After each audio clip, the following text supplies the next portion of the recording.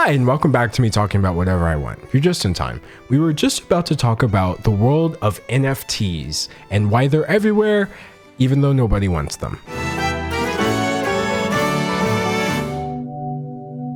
There's a debate going on with NFTs. Artists and certain cryptocurrency enthusiasts are claiming that this is the future of the art world, and you have to embrace it or you're going to get left behind. Other people claim that NFTs are bad for the environment.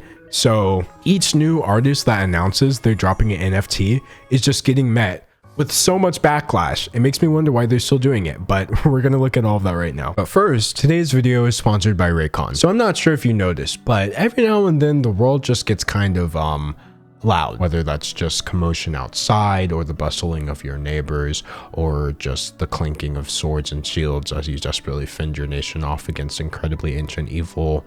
There's just a lot of times where sometimes you want to drown things out. And that's where Raycon's premium wireless earbuds come in. Even though they don't charge you an arm and a leg, they still give you all the quality. And they don't just sound good, they look good too. You can find one to match any mood. Of course, I'm thinking of going with blue for this next one. The company was founded by the musician Ray J, and Raycon earbuds are loved by fellow musicians such as Snoop Dogg and Brandy, just to name a few. But even with all this quality, good looks, and bang for your bucks, they still have a 45-day free return policy. With seamless Bluetooth pairing, up to 6 hours of playtime, noise isolation, and a comfortable and compact fit, it's easier than ever to just pop them in and forget that you're in the middle of an ancient war. Go to buyraycon.com/Wallace to get 15% off of your purchase today, or just click the link down in the description. So first things first, literally what's an NFT? I'm so tired of saying it. It stands for non-fungible token. This Wall Street Journal video very succinctly explains in 5 minutes what an NFT actually is. This is Nyan Cat. He's part cat, part Pop-Tart. The gif of a rainbow casting feline was a viral meme back in 2011. Fast forward to February 2021, the original GIF was sold at an online auction for 300 Ether. This is the thing that gets me. People talk about Ether or Ethereum or whatever. That's the currency that these NFTs are being sold in. So I was like, 300 doesn't sound like that much, right? But then this is what they go on to explain. That was equivalent to nearly $600,000 at the time. That is obscene. You're probably thinking they own the rights to it, right? If they paid $600,000? No. This is what kills me about NFTs. You may be asking how someone can own the original copy of a GIF Jinx. that was pervasive around the internet. It's because it was sold as an NFT, or non-fungible token. I hate the word fungible. Which acts like a digital certificate of authenticity. What he just said is true. It's just a certificate. I really want to stress this for you. It's a receipt. It's not the copyright to the image. The person who paid $600,000 doesn't own Nyan Cat. Climbing to a market cap of at least 338 million from about 41 million in 2018. Whoa. But skeptics are asking whether these assets are really worth the value assigned to them. No. A simple example of a fungible asset is currency. Say you have 5 $1 bills in your wallet. You may not want to carry around so much change, so you exchange them for a single $5 bill. The value of your money is still $5, regardless of the fact it's now in a different form. Non-fungible assets are the opposite. Each one is unique and can't be easily substituted for something similar. Okay. Think of the Mona Lisa. It's an original piece of art. It couldn't be swapped out for, say, a Mona Lisa poster from the Louvre gift shop. I mean, it could.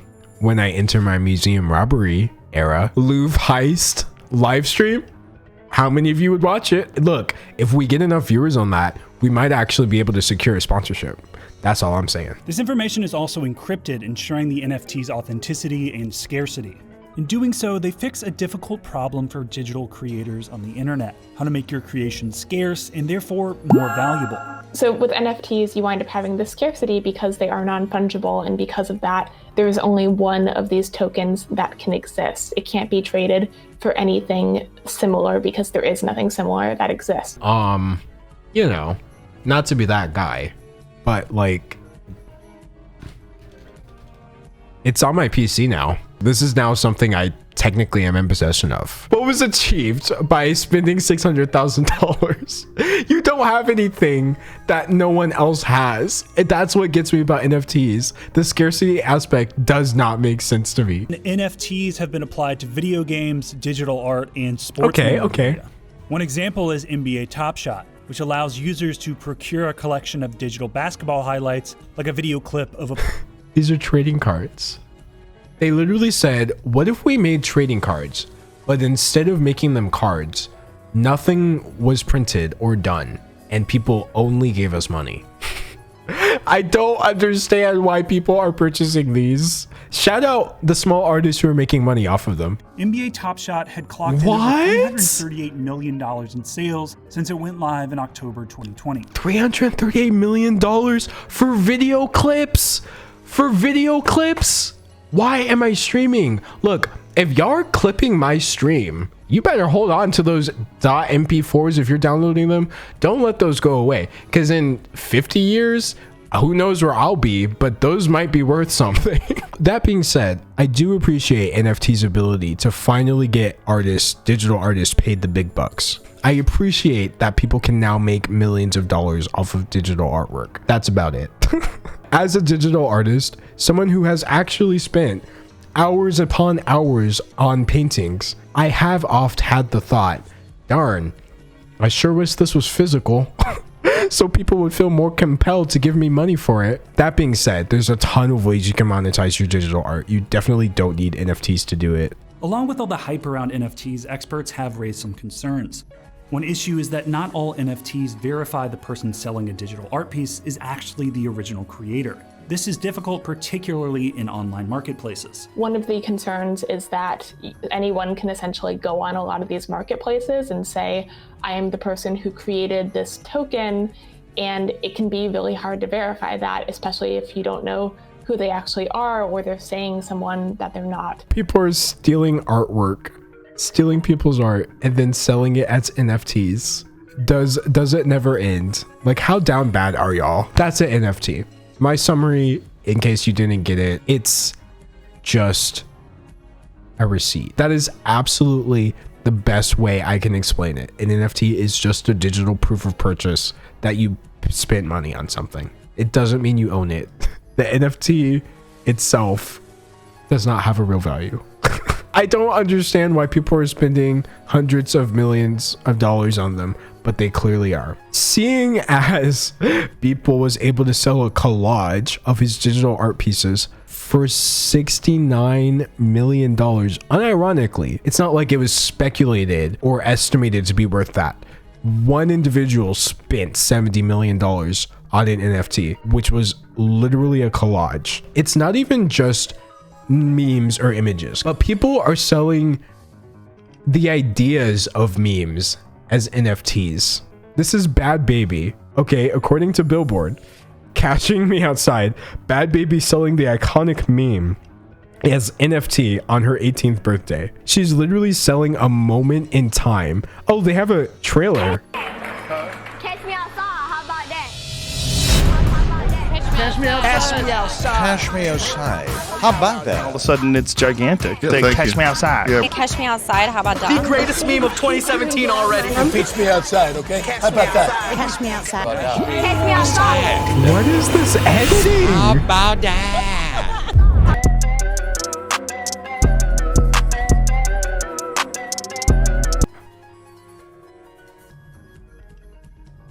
It's time to throw society away. Humanity, it slapped. We did some crazy things. We invented music. We invented art. You know, we came together and we drove ourselves apart. But I think we've done it all. I think Jeffree Star had an NFT as well, actually. What is this? Jeffree's collection of NFTs appear to be various files of a photo shoot featuring Jeffree as a robot in a package like a doll and a gif of a robot eating. So you don't get the doll. You literally just get this image. We have literally figured out a way to sell nothing. Now I want to get into the bad. What's the problem with NFTs? Well, it turns out that they're terrible for the environment. As we briefly mentioned in the beginning, the currency that they're using to trade these NFTs, Ethereum, has to be mined. The reason Bitcoin has value in the first place, you can't just make your own Bitcoin. Bitcoins are mined, literally like in Minecraft. It's a bunch of people with computers hacking away at code and trying to find Bitcoins, right? That's a real thing. That's not a scam, etc.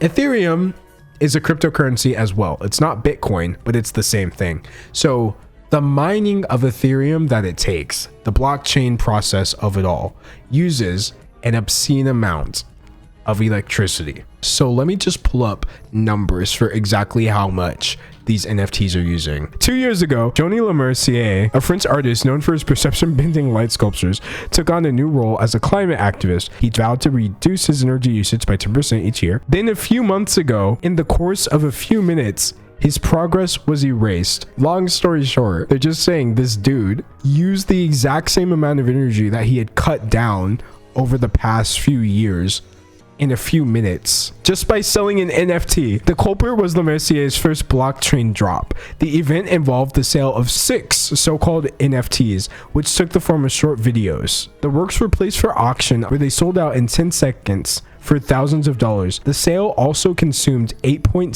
megawatt hours of energy.